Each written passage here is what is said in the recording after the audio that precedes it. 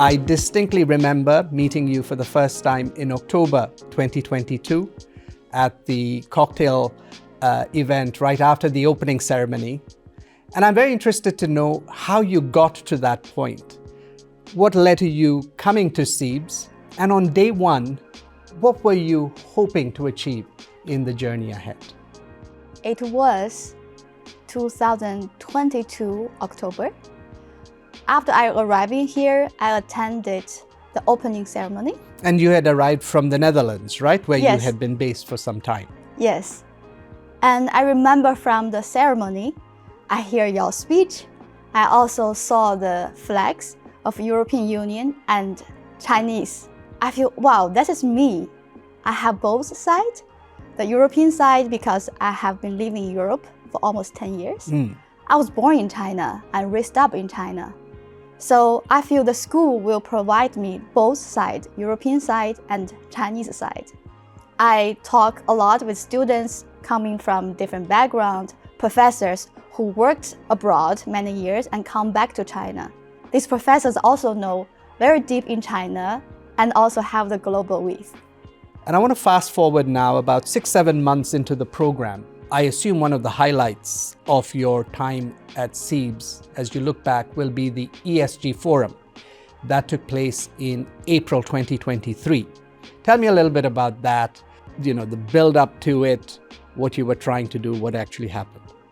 I would say that period was hectic because academic-wise it's very, very busy.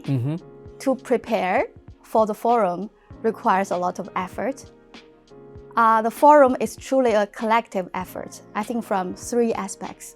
One is from the students, of course, from my club members and all the students like volunteers.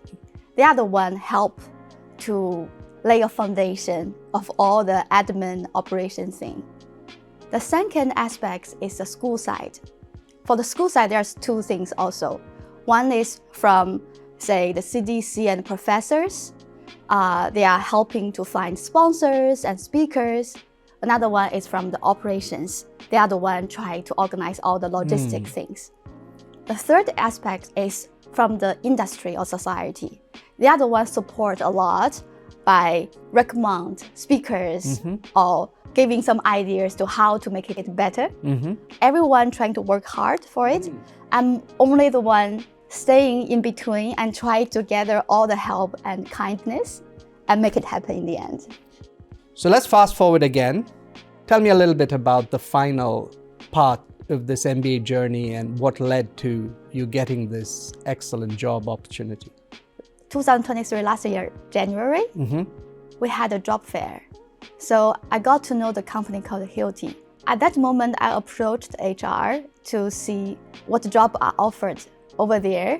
Of course, before that, I did some homework to study about the company. At that moment, there was no ideal role for me, but I know this is a good company I want to work for. Then I went to exchange in INSEAD, France. Many companies went to INSEAD for campus talk at the same time, also happened in CEIBS, but I was physically in France. So Hilti went there.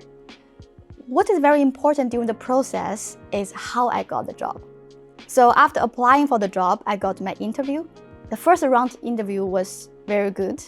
Although I feel I could have done better, I thought, okay, I need some help.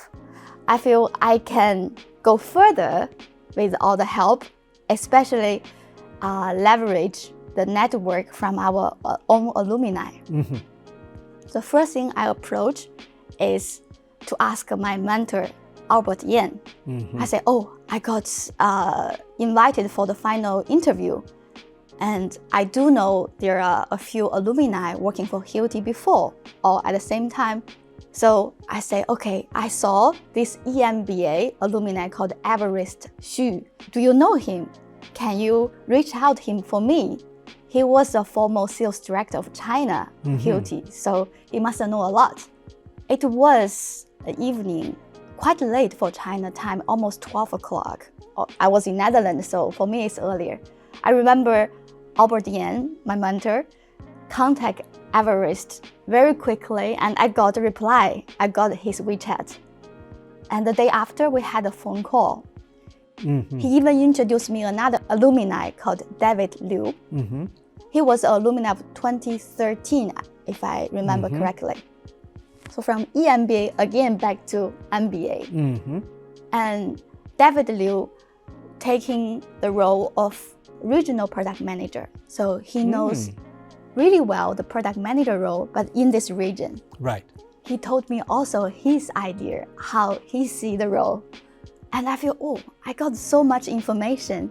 I also remember another help. When I was helping the forum in Brussels about Europe and China, I got to know Robert, Mariana, and Miss Lindsay from our CEIBS Zurich campus. I told them that I was invited for the final interview for Hilti. They introduced me another CEIBS alumni called Yash. He also offered me a lot of advice to say, okay, what should I do? Carry on this. I prepare almost 2 weeks full time. So I calculate hours, it's almost 80 hours. 80 hours of preparation. Yeah, for the final interview. So I'm very happy I got the role for product manager. It's a role, thank you. It's a global role, so I'm able to interact with people from different culture, different backgrounds. I think that is such a good way in which to take advantage of opportunities that arise. And I'm sure that kind of approach will hold you in good stead in your career as well. And in fact, you are one of 3 recipients of a Student Leader Award chosen by your peers. You should be very proud of everything you've accomplished. Just as we wrap up, what advice would you give to current and future MBA students at CEIBS? I would say 3 things. One is be authentic. Follow your heart. For me, I'm into sustainability. I love contracting, working by my hands, because people, in the end, notice that you are yourself, automatically feel they want to be closer to you, knowing a bit even more. The second thing I think is being proactive. Being proactive not only in academic, it's also in your work and your network. So I would say don't be shy, be proactive, and you will not let down. You will be surprised in a very good way. The third thing I would suggest is be prepared. Because with all the help, with all the support, we need to do our own part too. It's not only talk to so many people, but we need to do our own work to make it further. Right. So in short, I would say authentic, proactive, prepared.